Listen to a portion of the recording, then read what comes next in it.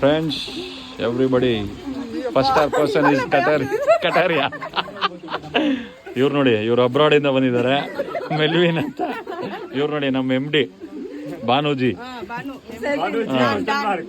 ಹಾಂ, ಆಶಾ ಎಲ್ಲಿಂದ ಬಂದಿದ್ದೀರಾ? ಬ್ರಾಹ್ಮಿನ್ಸ್.